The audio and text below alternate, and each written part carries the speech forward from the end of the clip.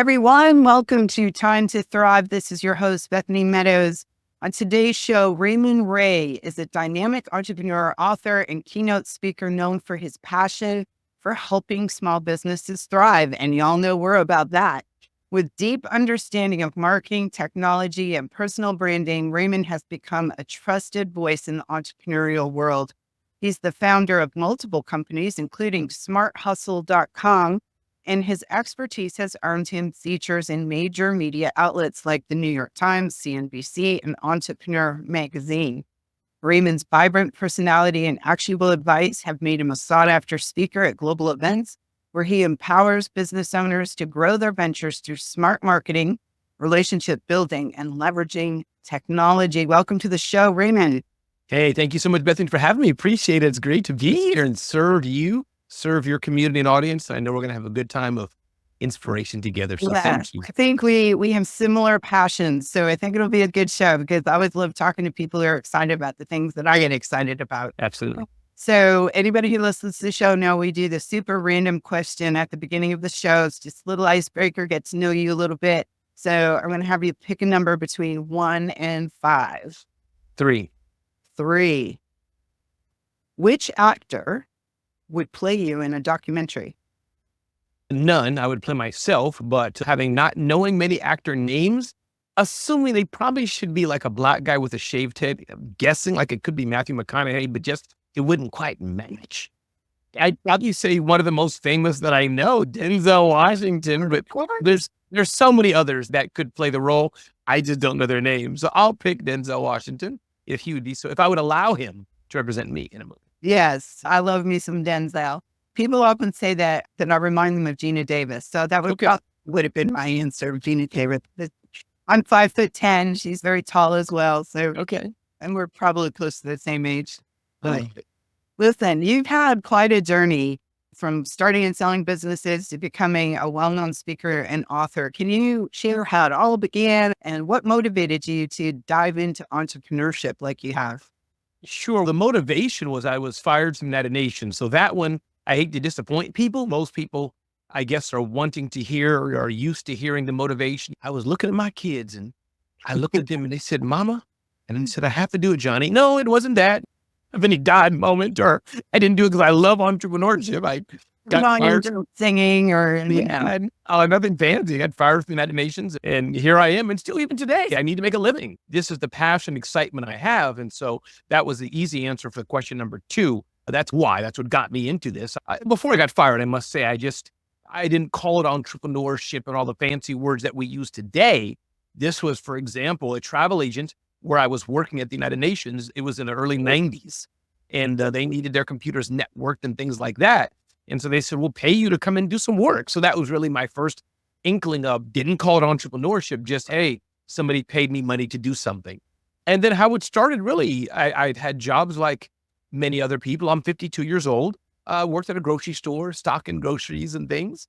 But really the start was at the United Nations in the early 90s. CompuServe and AOL and Prodigy and fancy fax machines were the highest thing then. And most people weren't so much on the internet. Palm Pilots and Blackberries were cool, that early era.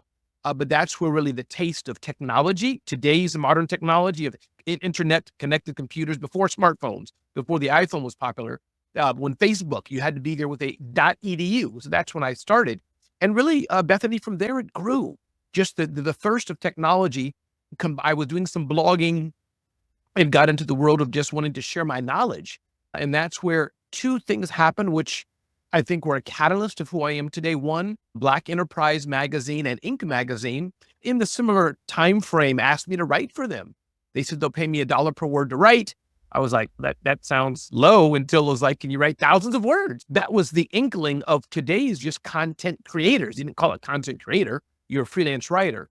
And then speaking, a similar thing happened. Hey, Ramon, can you come and speak? What's your fee? That kind of thing happened. And then from there, today I'm a motivational keynote speaker and get paid $20,000+ to host events in Las Vegas and around the world. So that's the succinct story of how Ramon is here today. I ask that question a lot of people. I always find the origin story to be interesting. I have an origin story. And it's usually very similar to what you just read. They're almost like we're accidental entrepreneurs in a sense, where we just fell into it. Circumstances happened and we pivoted and here we are. Mm-hmm.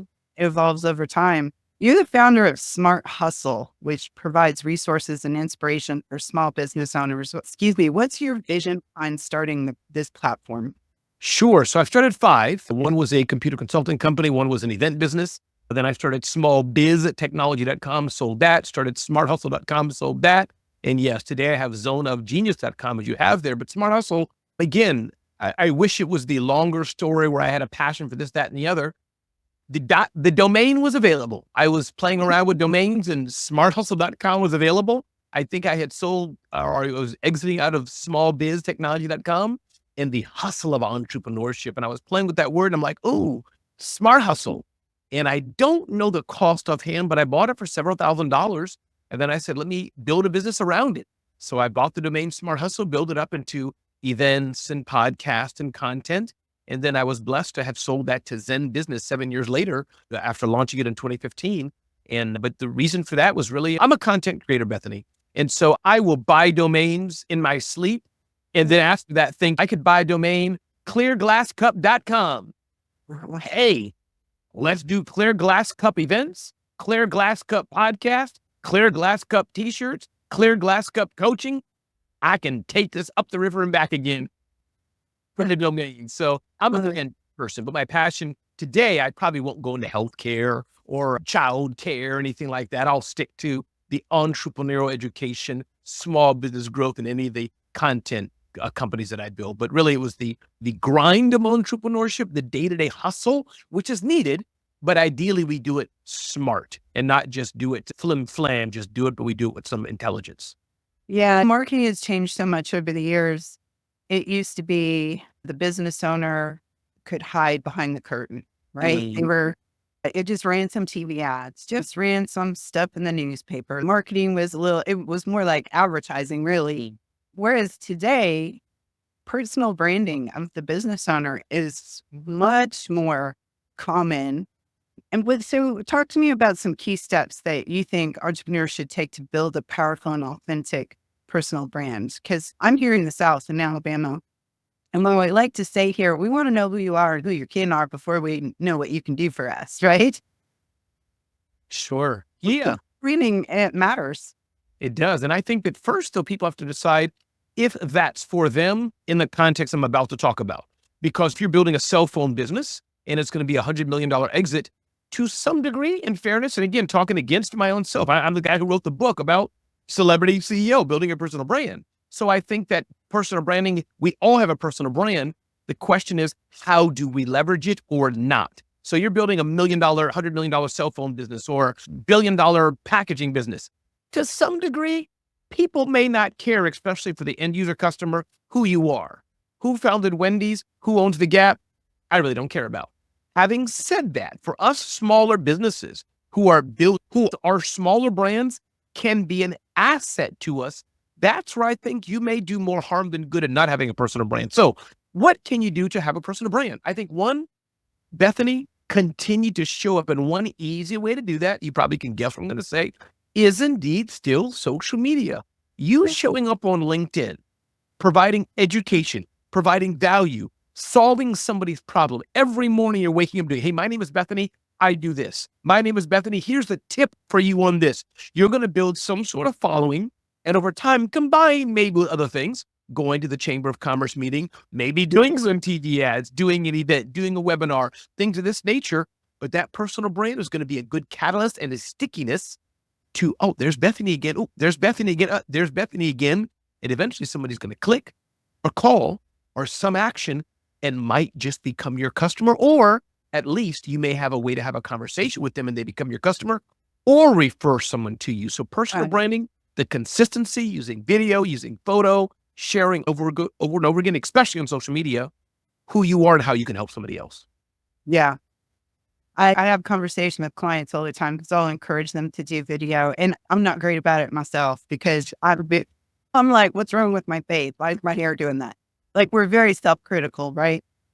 Video just weirds a lot of people out. What advice do you, other than get over yourself, what advice would you give people who just don't feel comfortable with that? Because it is so important. Video is important. Yes. That is one thing. Get over yourself in a respectful way, just like being scared of going into a swimming pool. Just dive in. So that is one. Number two, to ease it for people, video is very important. And I think everybody should do video. But I want to tell you, you don't have to do video. I think it's important.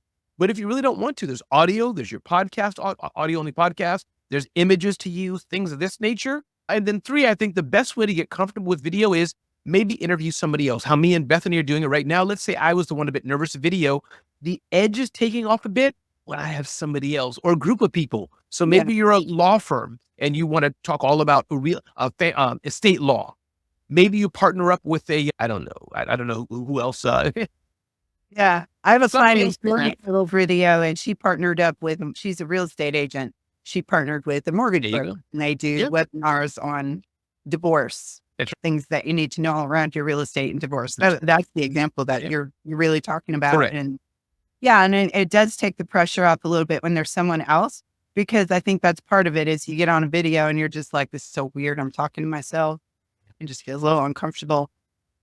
And one of the things about you is you came out of technology. You really, you were more technology before you were marketing, right? Mm-hmm. What are some top tools or resources that you recommend for small business owners looking to scale? Because the last 6 months has been an explosion of AI-based tools out on the marketplace. Right. Do you have some favorites? Do you have some recommendations that you could make on that front that really helps the small business owner do more with less? Sure. I think technology is absolutely essential. I think before you even look at the technology, make sure your platform of what are the systems, what are the processes that you're doing to scale, to even put technology on top of that to earn the right to scale is important. So that's one. Have you documented what you're doing? Number two, as Seth Godin would say, I really encourage people to think, how do you want to scale? What's the choice you get to make with how you want to scale? Are you scaling from 1 to 3 people and 2 of them being virtual assistants or VAs? Or are you scaling from 1 to 1,000 people to full infrastructure, CFO and team? So that's number two, decide how you want to scale. And then again, talking about the tactical tools, listen, for your money, between Zoho Books or Xero or QuickBooks, these tools are getting better and better at helping a small business owner manage their finances. That's one. Number two, I can think about the power of productivity. Or do you have a tool in there that can do calendaring for you or with you? Are you using a tool like Calendly or the tools that are in Google or Outlook? Just those tools alone. So what productivity solutions are you doing? An Asana or a Monday or a Trello, things like this to manage your day-to-day and know who's doing what. So time and productivity are important. I think the aspect of marketing and content creation, AI is definitely there for sure between a Canva and more. A lot of things you can do DIY and though working somebody with Bethany, I think you can do both. When I'm in a quick pinch, 3 a.m. in the morning, I can edit this, edit that, do this. But I also want to have a smart marketer like a Bethany who can provide that strategy, provide that intelligence and help me do that or just do it for me. So I think marketing is the fourth thing. Then when I think about teams, I have a lot of my freelancers I've hired through Upwork. Some of you use Fiverr. You could use Indeed to get employees and more. But having a team that can work with you and scale you, that's the game changer. So you don't have to do what you're doing by yourself and you don't have to do it alone. Yeah. Well, and I find too with technology that it's important to do an audit. What you're talking about is all the activities that you're doing and how can a tool help you do it better, faster, cheaper, whatever. But the thing is, our businesses change over time. I remember way back when I was first 16 years ago, I used something called to-do list. Mm-hmm, yeah. You remember the to-do list? And all really and leather binder. We created little folders and you could categorize them, but it was like visually, it was a to-do list. But then we grew and that to-do list was just not even manageable anymore. Mm-hmm. We moved to Basecamp. And then as the agency grew, Basecamp wasn't doing it anymore. It didn't have a good time tracking component. So that now we've moved over to Teamwork. I think it's important too, like the world is changing fast. Our businesses are changing fast to keep up. That's right. Consumers are changing fast, the marketplace, everything. So I think it's important that we really continue to audit ourselves in terms of our tech stack and making sure that we are using the tools that we need to, that are most effective. Because I keep discovering things. I'm like, I had no idea. It's out there. I'm like, what a great tool. It's just part of just staying in the know, right? Absolutely. 100%. I know you're an inspirational speaker, so I want to tap into that a little bit. Sure. There's a lot of talk about what's coming in the economy and uncertainty in the marketplace right Sure. now. So a lot of entrepreneurs are feeling that, maybe even starting to see it affect their business, depending on what industry they're in. This is just part of the journey for entrepreneurs, right? We have our mountaintops and our valleys. And sometimes we're in the valley and it feels like we're never going to see the mountaintop again. Mhm. Can you just give a word of encouragement to entrepreneurs that either are now facing a setback or potentially in the future face a setback? How should we be reacting to that? Yeah. One, I think we're human and we're going to cry. We're going to sulk. We're going to feel down. If somebody crashes into my car or my wife screams at me, it's going to hurt. You're going to feel that. So I think that's something we can't ignore. That's how God's made us. We're human. Having said that, I think the game-changing difference that happens, that I've experienced this myself, is what then do you do about it? Once the milk spills, the glass shatters, do you just sit on the couch and cry for days and nurse that and milk that? Or do you sweep up the glass, wipe up the milk? If you can, go to the store and get more, or if you can't, just drink water. So my point is, what do you do after that? Don't let it keep you down. Don't let it pull you down. And it may sound very sassy. It may sound very Ramon, that's Pollyanna, but that's all you can do. Most of us remember how COVID and things of this nature, what happened with that. And listen, I went through it like millions of other people. I remember when President Donald Trump at the time, when he was president, when he shut down the economy, said, stay home, don't go to work. I spun up an online summit called Survive and Thrive Summit. I got sponsors together, and that was able to bring some money in for me to feed my family. Maybe it wouldn't have happened, but it did. So I think it's about that creativity, that stick-to-itiveness, that can-do-itness, which helped us all succeed. I taught a workshop yesterday to a group of men, business owners, which I was pleasantly surprised, I must say, because I was really expecting men typically are a little more expressionless, which as a speaker is tough, right? When you have an expressionless room. So this was my expectation, but it wasn't that at all. They were great. And actually opens with, hey, normally I look for the perkiest woman in the room to be my go-to when I need a little encouragement. And so then they started pointing to who was going to be the perky woman in the room. So that it was fun. Yeah. One of the things we talked about was when the marketplace shifts. And so it's just part of that paying attention to what's going on and how you can solve the problems that are being created. And I think that you did that perfectly when COVID happened by going, oh, and we did the same thing with Time to Thrive. We created Time to Thrive as a result of that period of time too. And everybody was in a panic. What am I going to do? We were all in the same place. Yeah. I knew we were a like-minded individuals. Let's talk about community a little bit. For some reason, this has been coming up a lot with me lately. In my second book, I did a chapter on the importance of tribe. It wasn't something that I put a lot of stock in when I first started my business because I was so busy. I was homeschooling 5 children. I was single. I was just really doing the hustle. Hey, Bethany, you got to say that again and slow that down. Homeschooling 5 children and single. Good for you. That's really, you should always, no matter how, even 20 years from now, you get a badge, really.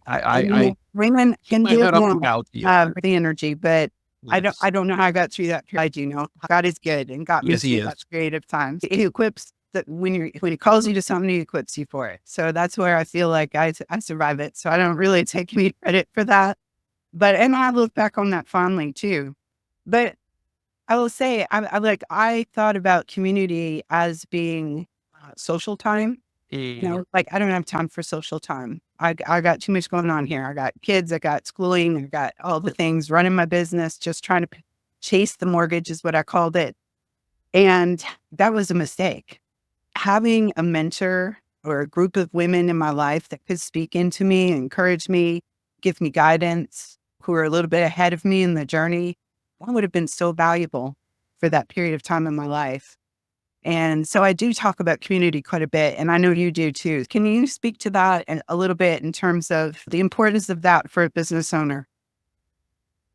No, community is everything. I was putting it on mute because my wife was blending something up there. So I don't want to, you may not be able to hear it, but in case you could. Around here, so it's all good. Community is essential. I think community does a few things. I was just a few days ago with my friend Toyin Crandell, in her community. I'm a member of a community by Lamar and Ronnie Tyler. I think community does a few things. And community, I define it as it can be a community you're paying to be in or free. But either way, there needs to be some consistency, not always, but whether it's a church community, some consistency, you show up. And a community is a few things. One, it's a place that I can add value to Bethany. I can pour into her. I can share with her my experiences, give her my advice and guidance in an encouraging and a good heart. She can also pour into me. It's reciprocal. She can pour into me and share into me and give me her feedback. So that's number two. I think number three is a community is a perfect place for mutual encouragement. Bethany's sharing with me if we're a community of hen egg layers or a community of crocheters or marketers. Doesn't matter. We can mutually learn from each other. I think four is we can encourage each other on the journey. Both of us are truck drivers. Man, and I'm using these weird examples so people know it doesn't have to just be about business or about marketing or sales, whatever. It can be, community is very broad, but we're going together, learning from each other. So for me, this is why community is important. I haven't always been in community, but I think when you find the right community, you may want to be in one or two communities, it could be a game-changing difference. Yeah. And this is a good segue into the other kind of community, and that's the one that we build as business owners around our business. Can you speak to that in terms of maybe give a little bit of advice on how to do that? Because it doesn't always feel easy to build that community around our business, but it's so important now.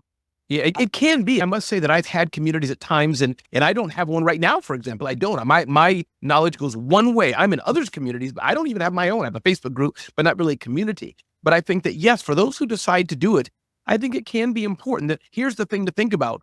Do you have the time to pour in or manage, as it were, said community? And if you have the time, that community, I think, notwithstanding what I just said, but for purely business purposes, it creates a very stickiness to it. Very sticky. If I'm in Bethany's community and I happen to be her customer, or I'm not her customer yet, I just show up every Wednesday in her call, free call maybe, or not.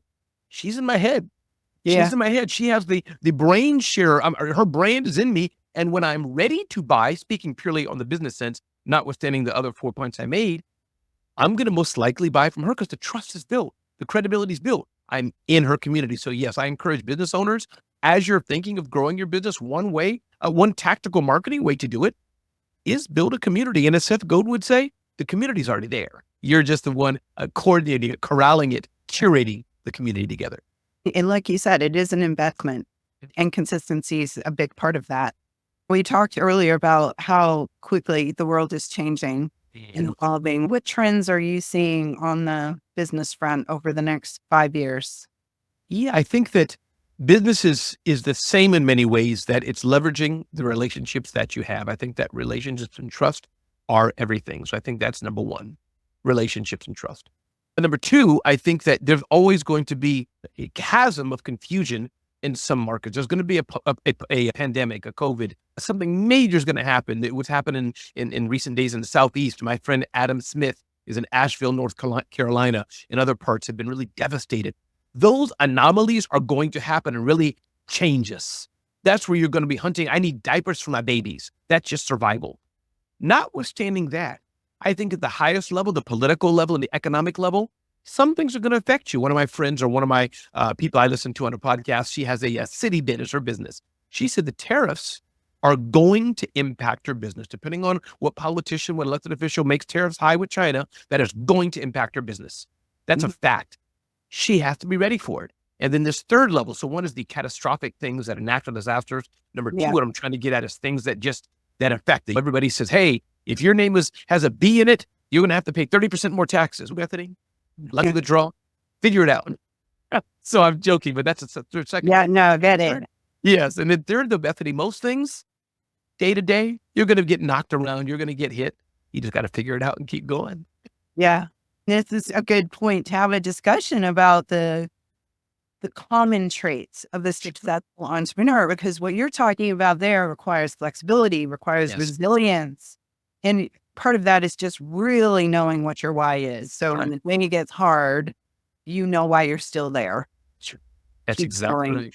But maybe talk a little bit more about what those common traits are for successful entrepreneurs. Yeah. I think that Marie Forleo have control over, because we can develop ourselves. Marie Forleo says one thing good: everything is figure outable. And I think that one common trait of an entrepreneur is being able to figure it out. Are you figuring out what the roadblocks are coming your way? And they will. Are you figuring it out through community, through mentorship, through AI? Are you figuring it out? That's one.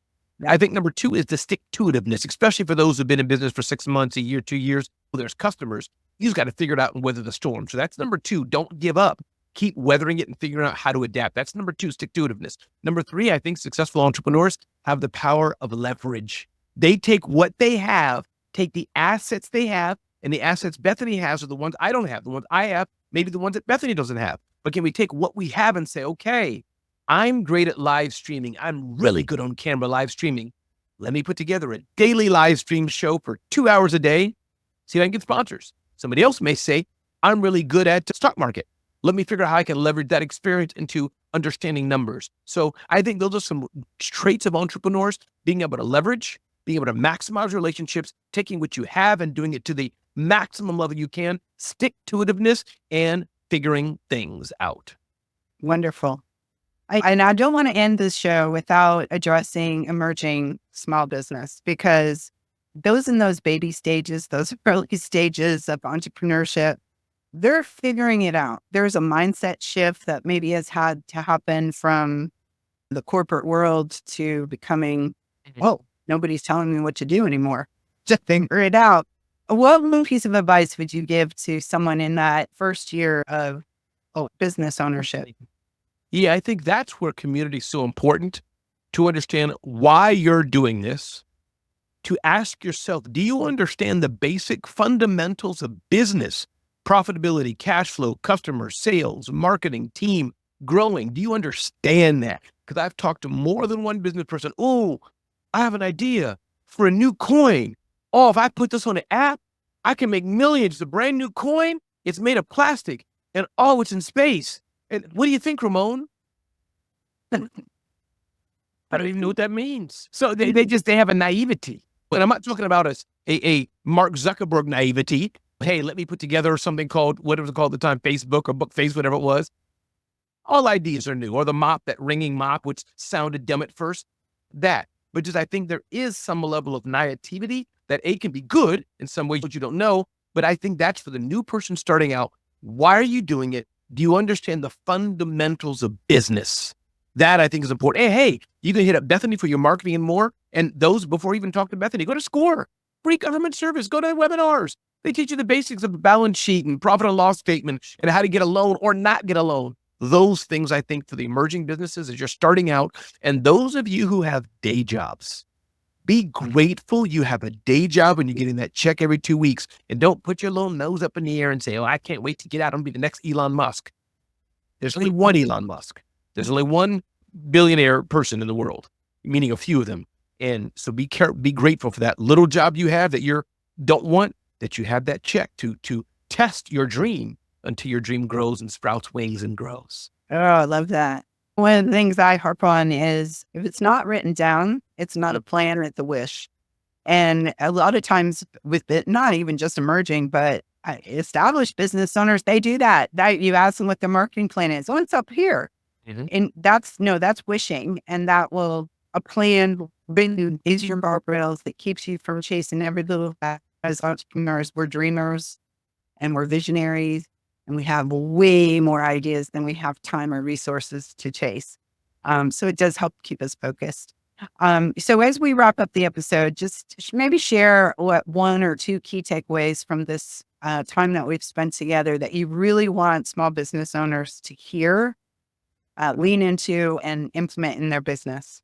Sure. I think one, hang out with amazing people like Bethany Meadows, who's a fantastic human relator. I mean, he's a fantastic human, Bethany Meadows, who can help you grow your business. That's one. Number 2, I think 2 things I'll recap as community is so important. If you're not in some community that you're consistently concentrating on, you're missing out. And I think the last thing I'll say is keep showing up and good things will happen. Wonderful. Thank you so much. Thank you for coming on the show. This has been great. And I can't wait to send it out into the world. I can't wait. Bethany, thank you so much. Have an amazing day.